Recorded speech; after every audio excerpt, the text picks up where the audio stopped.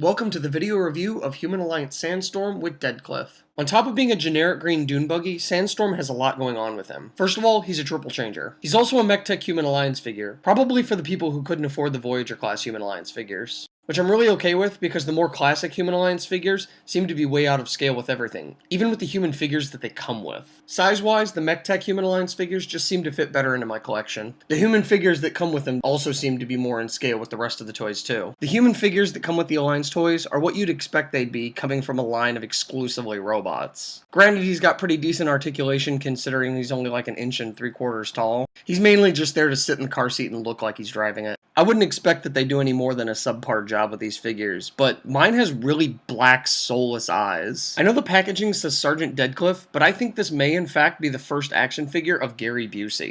The smaller Human Alliance Transformers also come with smaller Human Alliance figures. Here's Sam from Black Ops Bumblebee, and as you can tell he's quite a bit bigger than Dedcliff here. As far as articulation differences, Sam's got upper waist movement, while Sergeant Dedcliff has rotating wrists. And that's enough of that. I like that Hasbro designed these smaller Human Alliance figures for those people who don't want to blow $30 on the larger ones. I thought 20 was too much for my... I thought 20 was ridiculous. Yeah, fuck it.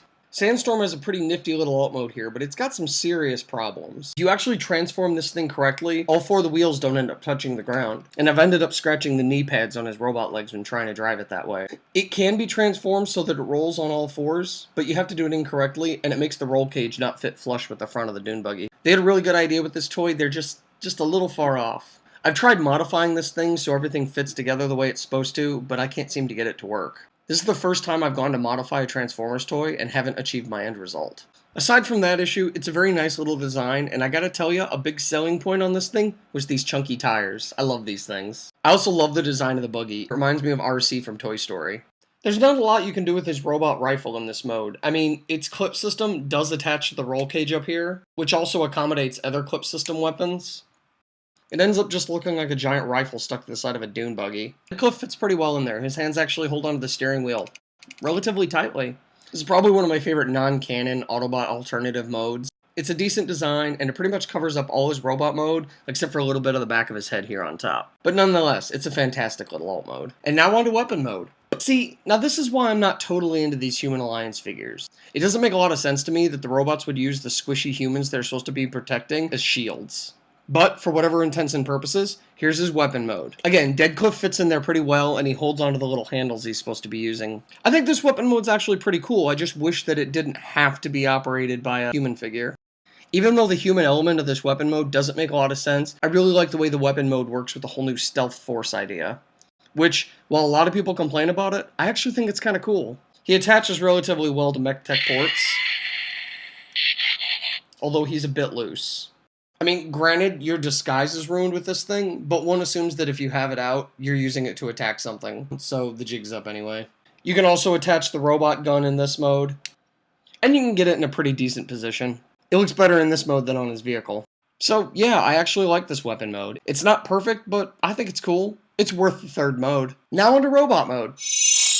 Now this is why I really bought this toy. Just look at this little chunky robot mode. Is he not adorable? So let's cover the good things. First of all, he has a turning waist. How often do we get that? Second, he can still use Dedcliff as a meat shield. He doesn't really have any wrist articulation, which kinda sucks, but he makes up for it with double-fisted gun arms. Nice little Uncharted feature there. His head is on a ball joint, but you can't really get a lot of movement other than side to side. His rifle can be held in this mode, obviously. You can also clip it anywhere on his roll cage, but I prefer to clip it right here.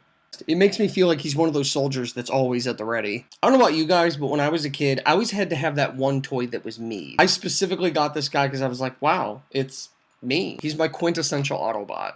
It's adorable, and it looks like it could kick ass. He's got so many cool things about him. And while he does have 90% of the roll cage of the alt mode sticking off his back, he really is worth the money I got him for. Between this robot's knobby tires and gigantic clodhopper feet and chunky proportions, I really love this robot mode. The only complaint I have is that he's not in desert tones, and unfortunately his repaint isn't going to have them either. Does this thing look like a Moonlander to you? I really love the way this guy's colors goes with Brawl. It makes me wish they were on the same team so that they could be best buddies. People, let me tell you about my best friend. Ah, the friendship that could never be.